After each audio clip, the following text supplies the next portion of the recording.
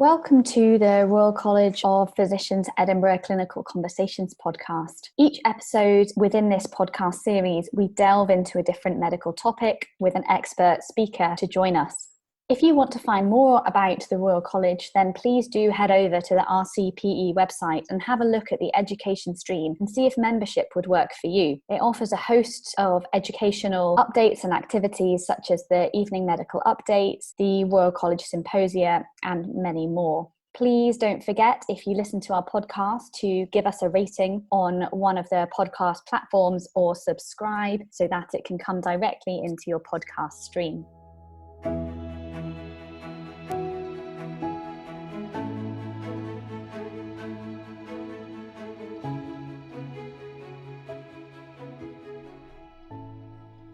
So welcome to today's episode of our Clinical Conversations podcast, and today's episode is all about hypertension. Today we are lucky to have Professor Heagerty talking to us on some pearls of wisdom within hypertension. Professor Heagerty graduated from Middlesex Hospital, and after initial house officer jobs in Harefield and Leicester, he embarked upon a period of research within the Department of Medicine in the University of Leicester. It was here that he developed service and research interests in the cardiovascular system. He was awarded his Research MD in 1987 and then elected as a Fellow of the Royal College of Physicians in 1989. His current post lies as Professor of Medicine in the University of Manchester, based at Manchester Royal Infirmary. He is a consultant general physician with an interest in hypertension and other cardiovascular risk factors. Until 2005, Prof. Heagerty was President of the European Society of Hypertension, and between 2008 and 2010 was President of the International Society of Hypertension, and until 2013 was President of the British Hypertension Society. He is also the Editor-in-Chief of the Journal of Hypertension. His most recent award of many is the World Hypertension League Norman Campbell Excellent Award in Population Hypertension Prevention and Control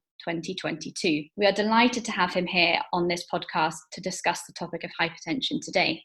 So thank you very much for taking up the time to chat to us and our audience. And I just wondered if you could give us a brief introduction on how you got into your job role with an interest in hypertension and what the fundamentals of hypertension are and the problems that it can bring within our patients. I'll do my best and I'll try and be brief. I was actually training in cardiology as a junior doctor, and it became clear in those days that you needed to do some research in order to further your career. And so I went to see Professor John Swales in Leicester, who had an interest in hypertension. And he said that he could find me a position, and I began a research career in hypertension. And I never went back to cardiology because research was so much fun. And I have continued a lifelong interest in high blood pressure research, both from a clinical perspective and from a laboratory-based program. And I've also had a clinical practice. So the problem is that everybody's got a blood pressure. It's a normal distribution, but unlike, say, height or shoe size, the higher levels of blood pressure are associated with an increased risk of stroke, heart failure, and coronary artery disease. But perhaps what's more important is that trials of mild to moderate hypertension management, in other words, lowering the blood pressure, is associated with an amelioration of that risk. So if you normalize a patient's blood pressure, you can reduce their risk of stroke almost immediately, and the overall reduction is nearly 50%. Coronary artery disease takes a little longer, and perhaps the impact of hypertension management per se is less, but the overall benefits to the community at large are enormous. If you build into that the fast realization that probably lowering blood pressure is also associated with a reduction in dementia, you can see that it has a major effect on community health. And if you then look at the nature of the problem, in the United Kingdom, about 1/3 of individuals has an unacceptably high blood pressure. Not all of those will require drug therapy. Some can actually be managed by changes in lifestyle. But a significant number will end up on a drug therapy program. And in doing so, they're practicing preventative medicine and they will protect their circulation. It's as simple as that. That's fascinating, and I think a really good way to start with how broad the issue is and how much that we can actually, as doctors, pick this up for a patient who predominantly will have no symptoms and no awareness that their blood pressure is an issue unless it gets tested, and the fact that both the patient and the physician can do so much about it. I mean, you're absolutely right. You take a simple blood pressure measurement. You probably want to do it more than once or involve the patient in the program of screening, because people do get nervous about having their blood pressure taken. And they may actually have, by and large, normal blood pressure, but faced with us as physicians, they get nervous and the blood pressure is artifactually high. And we want to avoid unnecessary prescriptions for patients who don't really require it. Modern guidelines suggest the best way around that is to empower the patient. So either you do lots of readings over a 24-hour period, do an ambulatory blood pressure study, or the patient buys their own monitor and measures it at home. And you get much more reliable readings. So you filter out the white coat effect and you target your therapy or your lifestyle measures to the patients who are genuinely hypertensive. And I guess as a rule of thumb, the practice points are consistent blood pressure in the office above 140/90 is hypertensive. Consistent blood pressure above 130/85 on an ABPM, an ambulatory blood pressure study, or on a home monitor is hypertensive. And I think that comes on really nicely to one of the first questions we can look into. Let's take maybe two patients. You've got a patient that comes into the acute receiving unit with something totally unrelated, and the whole time in there, they are hypertensive. They don't have a headache or any renal impact or anything else on finding, and they are not known to be hypertensive. What should we be doing going forward with this patient? We get a lot of this. We get a lot of questions about this particular sort of issue. We would ask the GP to follow up that patient. If the presentation is pressure independent, in other words, it's just an incidental finding, and if the GPs find that the blood pressure is consistently elevated after discharge, then they can effect a program of management. Most of hypertension can be managed in primary care. It's only the difficult cases that need to come into the secondary or tertiary sector. One might sit up and take a bit of notice if the patient presenting in A&E were young, because you might be thinking about a secondary cause. But in the absence of symptoms, the first thing would be to confirm that the hypertension is sustained, and that can be done in general practice. And then I guess the other type of patient that we sometimes see may have been referred in through their GP, or they may have walked in or come through A&E, and they have, classic one I can think of in my mind, as a patient presents with a headache and they also have high blood pressure, and their blood pressure is reading 170, 180 systolic. The patient's clinically well. How should we go about that case? Okay, so you can divide those sort of patients into hypertensive urgency and hypertensive emergency. The emergencies are easy because they've got evidence of organ damage. So if they've had a stroke or a TIA, dissected the aorta, chest pain, coronary artery disease, acute coronary syndrome, these patients need to have their blood pressure controlled quickly, and they need obviously the target organ damage to be limited. For those that we call urgencies, your patient scenario, headache, unless the headache is of sinister pathology, such as that you'd see with a subarachnoid, for example. But if it's just a straightforward headache and they've got hypertension, two things you have to bear in mind. One is the headache may be driving the blood pressure. The second is the blood pressure may be driving the headache. But either way, there's no great urgency about lowering that individual's blood pressure. Most of these patients, when they call me up, I'll just say, give the patient some analgesia for the headache, send the patient home, and either the GP can sort it out or I will pick them up in my outpatient service. But there is no need to do anything other than reassure the patient and discharge them. They can be seen and managed at our leisure. We don't have to give them anything acute. I mean, if people are worried, if the systolic is consistently above 180 or 200, you can start a therapy program. They won't come to any harm. And depending on the age and the ethnicity of the patient, the selection of your drug will be made for you. But there's no urgency about controlling the blood pressure. And in fact, you can do more harm than good if you screw the blood pressure down from, say, 200 to 140 in 10 minutes. Mm-hmm. You could cause a stroke. So you don't want to do that. I think that is really useful advice. And as you said, staying calm and not needing to act straight away is something that we can probably take on board. It's often, I want to fix a number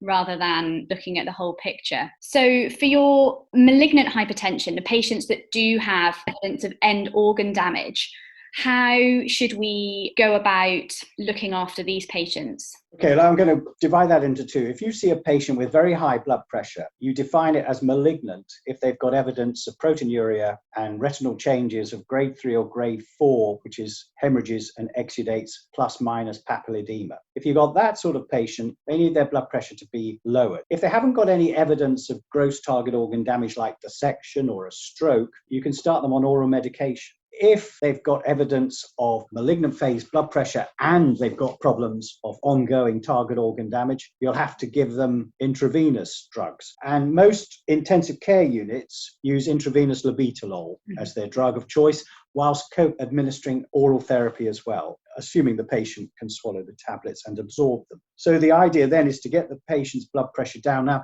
you don't want to normalize it straight away. You want to bring it down by 20 or 30 millimeters in the first 24 hours. The danger of any further target organ damage will disappear as a result of taking the edge off the blood pressure. And then we can gradually get it down to normal over the next 2 or 3 days. So it's quite simple. Going back to the first patient with malignant phase hypertension, probably the best drug to start with is a calcium channel blocker such as amlodipine. Start with 5 milligrams. That will work pretty quickly, and you can increase the dose within a couple of days to 10, and then you can give a second drug if you need it. If you've got the patients with target organ damage, intravenous labetalol and the co-administration of amlodipine, once you've got the edge taken off the blood pressure with the intravenous compounds, you can introduce your oral therapy and tail off the intravenous stuff. This is tiger country. If you're a bit scared, then get a senior along or phone up Blood Pressure Man. But it's fairly easy stuff, fairly straightforward. Great. And I guess along with the medication, as you said earlier on, there's a lot of lifestyle stuff that the patients can do themselves. And I guess that's something that we as physicians can be chatting to our patients as we see them in these ambulatory care settings, acute units and on the wards about what they can do for themselves, especially as a lot of patients don't like taking medication, particularly, I guess, medications that they don't necessarily feel the immediate benefit from. You make a good point, actually, and it's one that is emphasized in other countries, such as, say, China and India. You go to a doctor in those areas, and usually you have something wrong with you. You get a short course of therapy, and you get better, and then you stop it. And so there is a notorious problem there because people get their blood pressure picked up, they're given some treatment, and they think that after a month or so they can stop it and the blood pressure has been controlled and they don't need to go on taking it. So the message has to be emphasized that the therapy will probably be for life. You come back to this country, you're absolutely correct. Many of the patients don't want to take therapy, don't like taking therapy, don't understand the reason for the therapy. And the message that you have to give them is that it's preventative. It's not because they're sick. They can carry out what they would regard as a normal life. If they want to lift weights or run marathons, it's a question of the fact that keeping their blood pressure lower than it is before treatment will reduce the chances of developing end organ damage in the future. So then if you come back to your original point about lifestyle, many hypertensives are overweight, and nearly every single study of weight loss is associated with a reduction in blood pressure. Many have a sedentary lifestyle, so a little bit of increase in exercise. We're not suggesting that they run every day 5-10 miles, but a brisk walk for 30 or 40 minutes, taking the stairs rather than the lift up a few floors, things like this is associated with a fall in blood pressure. And then something which is quite unappreciated is there is a huge problem with alcohol consumption in this country. And a consistent high level of alcohol is associated with a sustained rise in blood pressure. So looking at alcohol intake is well worth doing, and advising individuals to keep an eye on that is beneficial. Alcohol itself is an independent risk factor for stroke, so we want to make sure that they understand that as well. And the final point is nutrition. Although it's controversial, if you've got high blood pressure and you have a good go at reducing the salt content of your diet, it will probably show a fall in your blood pressure. It has to be a good go. In other words, you've got to restrict your intake to about 5 grams a day maximum, which for most people will be halving your salt intake. And there's a lot of salt in things that people like or don't know it's in there. For example, chocolate, some breakfast cereals, bread, although the manufacturers over the last few years have reduced the salt content, it's still got a lot of salt in it. And of course, processed foods. But if you stick to it, the blood pressure will come down. And the other thing which may be beneficial is to increase the potassium intake of your diet, which would come from fresh fruit And of course, alongside that, you probably will increase your polyunsaturates and reduce your saturated fat intake. And if you can get those messages across, two things may happen. One, as you say, the patient may avoid blood pressure treatment completely. The second thing is they may actually reduce the number of tablets they have to take. However, they have to sustain the effort. The problem acknowledged by the American Heart Association is many patients actually give it up at a later date. 12 months and you go back to the patient, they may be back to square one. So the message has to be reinforced. Absolutely. That's all really interesting. And I guess as we get an elderly population, I thought we could have a chat about these patients. A target of 130 systolic for an elderly patient who's having falls may then start causing other issues. How should we be managing hypertension in the elderly patients who may have been on blood pressure tablets for many, many years? The first thing to say is controlling blood pressure in elderly patients is still demonstrably beneficial. You could divide that into two. Those who are de novo diagnosed, say above 80, we'll call that elderly for the sake of today. Yeah. If you've not had your blood pressure measured before and you've not been treated, you will get extended healthy life if you have a blood pressure treatment program. But you're absolutely right. There are associated risks. If you get the blood pressure down too low, the patient may develop postural symptoms or even fall over and injure themselves. So the pragmatic approach is to get the blood pressure down in an 80-year-old or older to about 150/80 and probably stop there, unless the patient's extraordinarily healthy and could go lower. Now, if you've got a patient who's coming through to old age but has been treated for some time and they're tolerating their therapy, there's no need to alter it. They just carry on. Your point, which is well made, is that there is controversy now about the targets for effective blood pressure control. And if you take the people under 80, probably the target is 140/90. The Americans would have us look at 130/80, and that is controversial still. The decision to change a target to 130/80 or less was made on an American trial called the SPRINT study, which did not include patients with a previous history of stroke. It did not include diabetic hypertensives. So it's not extrapolatable to the whole hypertensive population. And also, yes, I should say, within that study, frail patients and nursing home patients were not included. So they minimized the chances of postural falls, hypotension and injury, or even renal failure. Even so, there were an increased number of those events, but they did not achieve statistical significance. So you're probably okay going down to 140/90. The other point to make in elderly patients is it's predominantly systolic hypertension. Mm-hmm. And people are concerned that if you lower systolic, the diastolic, which is normal or very low, will go even lower.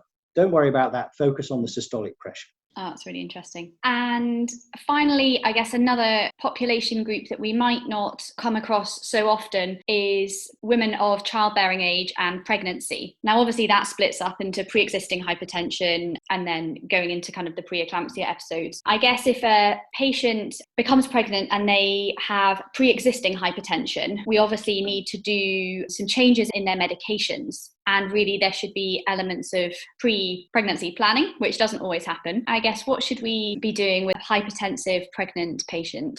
First thing, it's timely we're having this discussion because last week's New England Journal of Medicine, May 12th, carries a trial from the United States looking at treating mild hypertension in pregnancy and demonstrating unequivocally that controlling blood pressure is associated with better outcomes. So we've got good evidence now, if people want to look it up. Second thing to say is that a lot of women come to see me and they say, I've had a miscarriage or I'm thinking of having a family in the future, and they've got hypertension. Probably what I tell them is that we won't be using ACE inhibitors or angiotensin receptor blockers because they could damage any conceived fetus. You're absolutely right. There are patients who conceive whilst on those agents, and you want to get them off those as quickly as possible. And the drugs that are considered safe in a pregnancy would be calcium channel blockers such as nifedipine or amlodipine, labetalol, and alpha-methyl dopa. Those are the sort of three drugs that are probably most used. What I often do, and what women would like to do, many women will come to me and they will say, don't want to take any drugs while I'm trying to have a baby. And I say, right, fine. Stop your therapy unless there's a real problem like malignant hypertension or target organ damage. Stop the therapy, conceive. We can start you on therapy after conception on a drug that's safe in pregnancy. or monitor the pregnancy and introduce the therapy if necessary at a later stage in the trimesters, and see how you get on and follow you quite closely. And many women like that approach. The other thing that happens is that some women develop hypertension during the pregnancy. And again, we'd start them on the drugs that I've just suggested. When you get to preeclampsia and eclampsia, it's not for junior doctors. It's a bit of a ride at times, but the real treatment is delivery as quickly as possible. People use magnesium, all manner of things. Basically, you want to get the baby out as soon as the baby is viable and minimize the risk to the mother. It's a decision made by gynecology, much better than I can do. So we get them to the last phase of the pregnancy and then I'll hand it over. Great. Well, I think all of those topics have been really interesting and hopefully our listeners will agree. What kind of pearls of wisdom or nuggets of knowledge would you like to give to any kind of junior doctor or registrar who's working on a medical ward or an acute receiving unit when they see someone with hypertension? Well, I think the key thing, which is very interesting, you asked me that question, is don't believe the patient. It comes back to your patients presenting in A&E or in the acute medical unit with hypertension, and they say, I'm taking my drugs. Probably they're not. And there's pretty good evidence now because there are urine screens for adherence testing, not only in hypertension, but in other chronic diseases such as respiratory or rheumatology. And for reasons we don't fully understand, these patients stop taking their therapy. And there are data out there for blood pressure management suggesting that in unselected outpatients from blood pressure clinics such as my own, 25% of the patients are either not taking all the drugs or only taking some of the drugs. And of course, that is the reason why their blood pressure is poorly controlled. So think non-compliance first, rather than secondary causes of blood pressure, or regard non-compliance as your primary secondary cause. The second point is you hear this term resistant hypertension. This is by definition someone who's on 3 antihypertensive agents, of which one may be a diuretic, and still their blood pressure is not controlled. Almost certainly these patients are not taking their therapy. In our clinic, we are pretty confident now we can control anyone's blood pressure, provided they're prepared to take the tablets. And we've got adherence testing data to support what I've just said. It's not arrogance, it's a fact. Yeah. Just because we now have the evidence to back it up. So think non-compliance. Second, do not get nervous when you see a patient with a blood pressure of 180, no evidence of target organ damage. It's either because they've got a white coat effect, or they're anxious, or they're not taking their therapy, but they're not going to come to any harm over the next few weeks. And you can take your time, refer them back to primary care, or get a specialist to come and see them. But they're not going to drop dead on your watch. Or if they do, it'll be bad luck.